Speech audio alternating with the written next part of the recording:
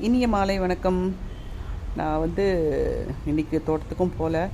இன்றைக்கி ஐபிசி சேனலில் என்னோடய டிடெக்டிவ் ஏஜென்சி பற்றின இன்டர்வியூ, அதுக்காக போயிருந்தேன். சேனலுக்கு போயிருந்தேன். லேட் ஆகிடுச்சு. இப்போ மணி கிட்டத்தட்ட 5:45 ஆக போகுது. சரி, அன்றைக்கி இந்திரா கார்டனில் வாங்கின செடிகள் எப்படி இருக்குது, அதுக்கு தண்ணி ஊற்றிட்டு மொட்டை மாடியில் இருக்க செடிகள்லாம் எப்படி இருக்குன்னு பார்க்கலான்னு மேலே வந்திருக்கேன்.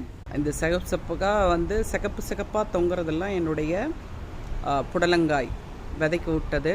விதை நல்லா வந்துருச்சு. நாளைக்கு அதை எடுக்க போகிறேன்.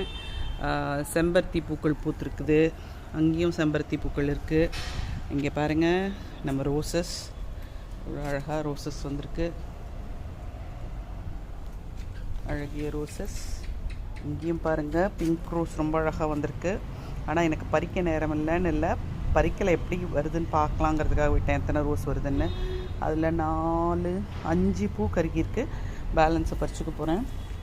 So this is our Kashmiri rose. சூப்பராக பூத்துருக்காங்க.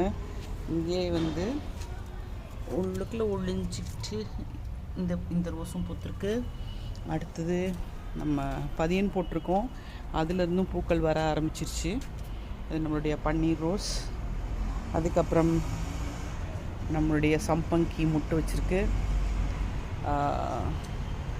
இது வெண்டைக்காய். இந்த வெண்டைக்காயோட பேர் எனக்கு மறந்து போச்சு. எனக்கு என்னோடய ஃப்ரெண்டு சென்ட் ஜான் ஸ்கூல்லேருந்து அனுப்பிச்சிருக்காங்க. இந்த வெண்டைக்காய் பாருங்கள், இங்கேயும் இருக்குது. இதுக்கப்புறம் இங்கேயும் நமக்கு இருக்குது. செம்பருத்தி இருக்குது. அதுக்கப்புறம் ரோஸ். நான் கடகடன்னு ஹார்வெஸ்ட் பண்ணிவிட்டு இருட்டுறதுக்குள்ளே, இப்போ மணி ஆக்சுவலாக 5:58 ஆகிடுச்சு. இன்னும் கொஞ்ச நேரத்தில் நான் ஹார்வெஸ்ட் பண்ணிவிட்டு ஒரு லைட்டிங் போகிறதுக்குள்ளே ஒரு ஷார்ட் வைக்கிறேன். 3 ரோஸு, ஒரு 7-8 செம்பருத்தி இருக்குன்னு நினைக்கிறேன்.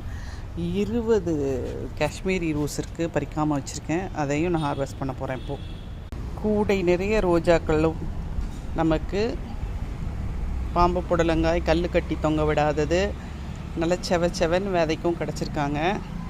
ஆனால் பாம்பு புடலங்காயை நாளை காலையில் தான் நான் ஹார்வெஸ்ட் பண்ண போகிறேன். அதை பண்ணி ஏன்னா ப்ராசஸ் இருக்குது. அது விதையெல்லாம் எடுத்து கழுவி சாம்பலில் போட்டு காய வைக்கணும். நம்ம தோட்டத்தை வராட்டி சாம்பல் நம்ம எடுத்து வச்சுருக்கோம். இன்னும் நிறைய இருக்குங்க பழுத்தது. விதை எவ்வளோ இருக்குன்னு தான் தெரியல. அதுக்குள்ளே எலி கீழே வேலை பண்ணி வச்சுருக்கிறாரு. ஸோ இங்கெல்லாம் இருக்குது, இங்கேயும் இருக்குது. ஸோ இது எதுக்கு உங்களுக்கு இந்த வீடியோ நான் போட்டேன்னா, என்ன வேலை இருந்தாலும் கொஞ்ச நேரம் நம்ம செடிகளுக்காக ஒதுக்கினோம் அப்படின்னா நமக்கு சூப்பரான ஒரு ரிலாக்ஸேஷனாக இருக்கும். இதை பார்த்ததுமே இவ்வளோ ரோஸ் ஃப்ளார்ஸ் அப்படின்னு பார்க்கும்போது எவ்வளோ